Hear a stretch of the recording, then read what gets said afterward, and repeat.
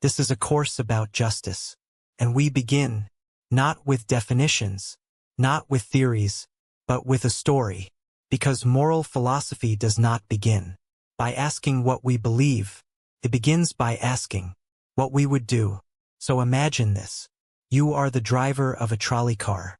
The car is racing down the track, out of control, moving fast enough that you feel the vibration in your chest. Ahead of you, on the track, 5 workers are repairing the rail. They don't see you. They don't hear you. You hit the brakes. Nothing happens. And in that instant, you know something with certainty. If nothing changes, all 5 will die. But then you notice something else. Off to the right, there is a sidetrack. At the end of that track, there is 1 worker. Your steering wheel works. You can turn.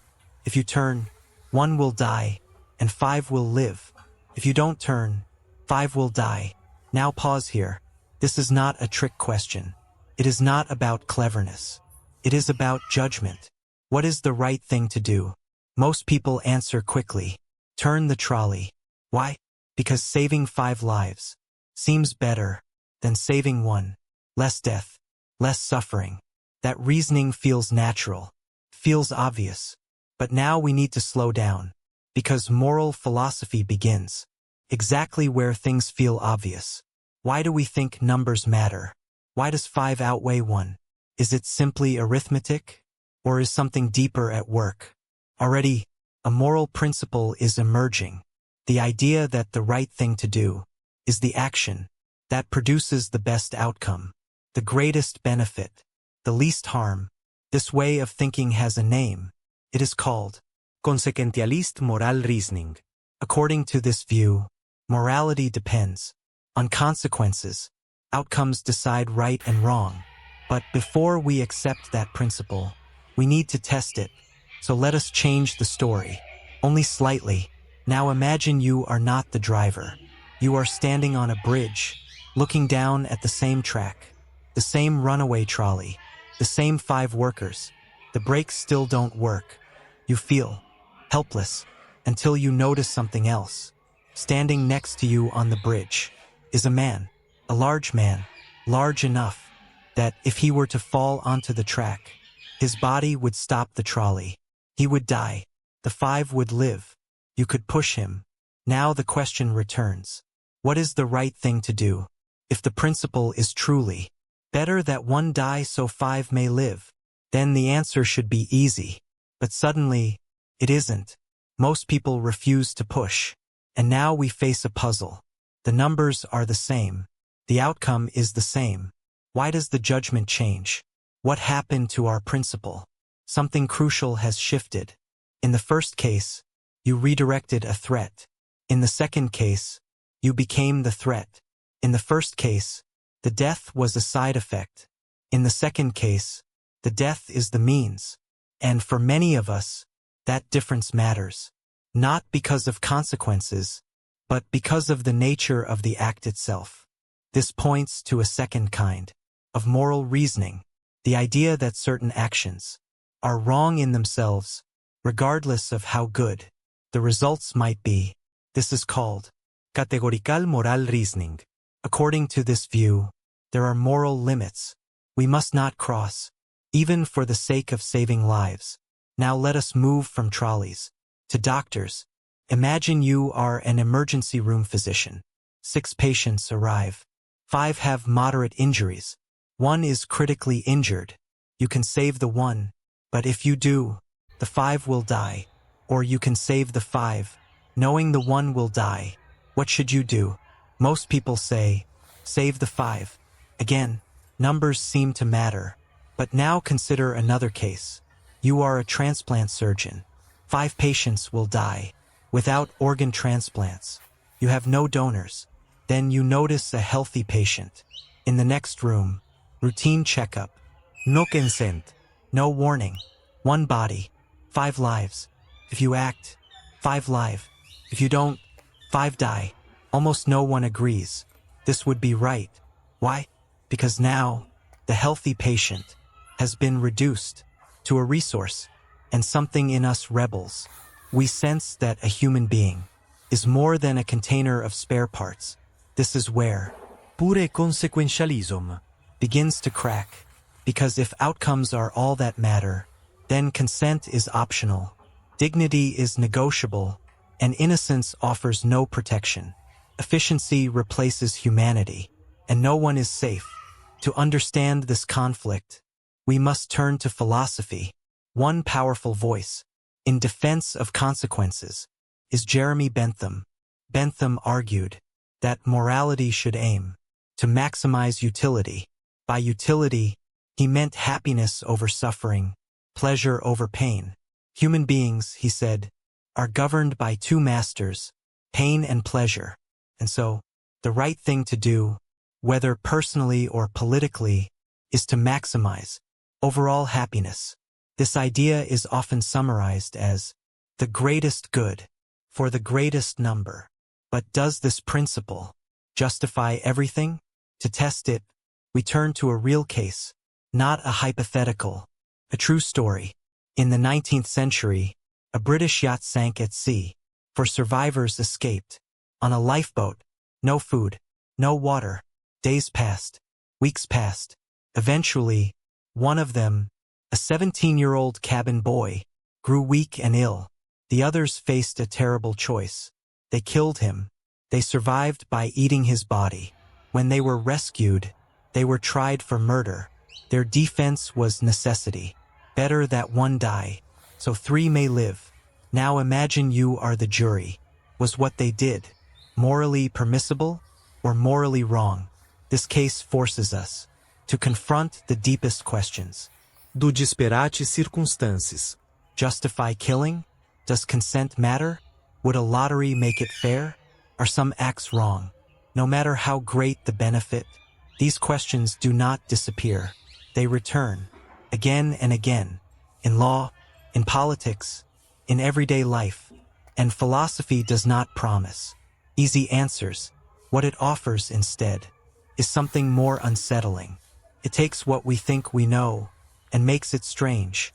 Once that happens, there is no going back, because moral reflection awakens something restless, and that restlessness is the beginning of justice. The case went to court, and the judges rejected the argument of necessity. They ruled that, no matter how desperate the situation, killing an innocent person could not be justified. Why? Because if necessity becomes a defense, then morality collapses under pressure. If survival excuses murder, then the strongest always win, and the weakest are always expendable. But critics objected. They said the court was moralizing from comfort. They said, we cannot judge starvation from the safety of dry land. So the question deepens. Does morality bend under extreme conditions? Or is morality precisely the thing that must not bend? Especially then, Jeremy Bentham would have answered clearly. He would have said, add up the suffering, add up the pleasure, and choose the outcome with the least pain. From that view, the verdict seems cruel. 3 lives for one is a net gain.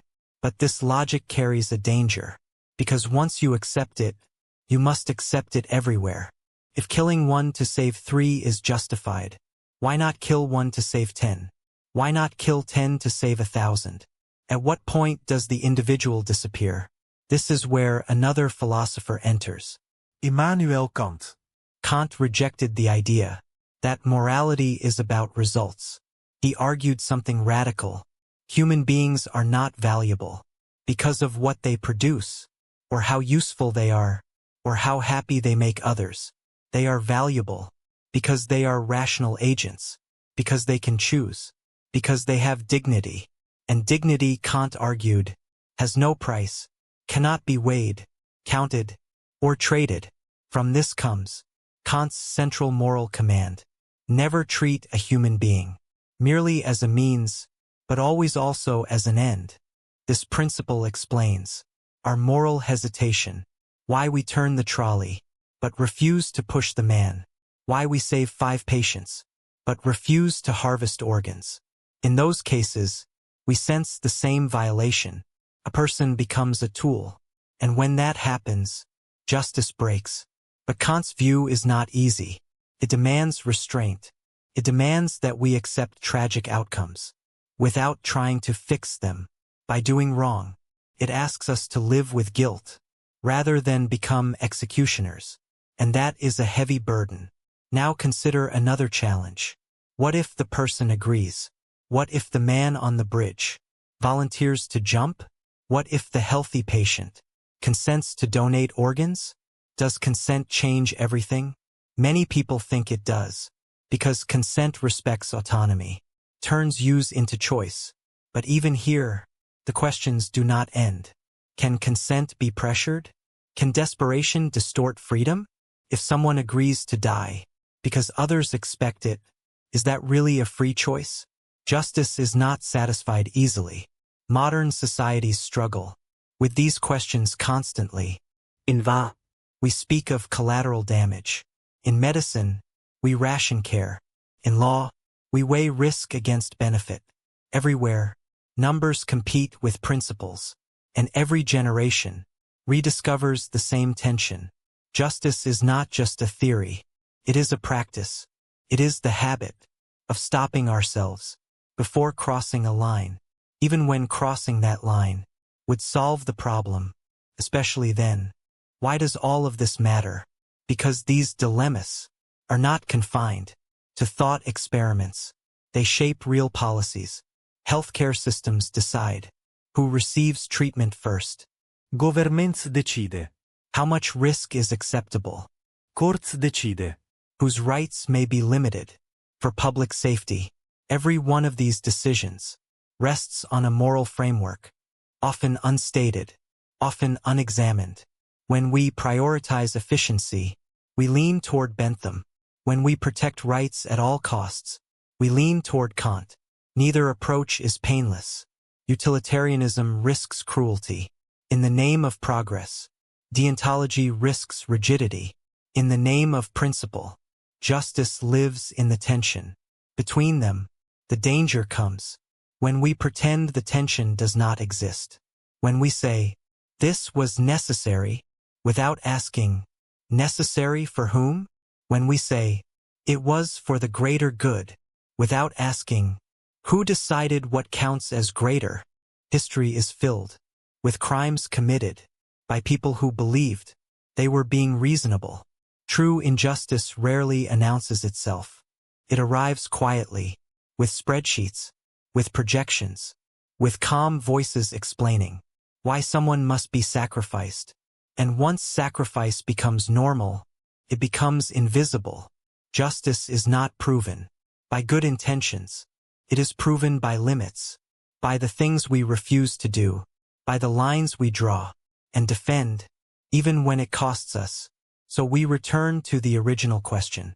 What is justice? It is not simply maximizing happiness. It is not simply following rules. Justice is the discipline of respecting human worth. In a world that constantly pressures us to ignore it, you are not a god. You are not entitled to redesign humanity for better outcomes. Your power is limited, and justice begins with accepting that limit. Moral philosophy does not tell you what choice will make you feel better. It tells you why some choices should make you uneasy. That uneasiness is not a flaw. It is a warning.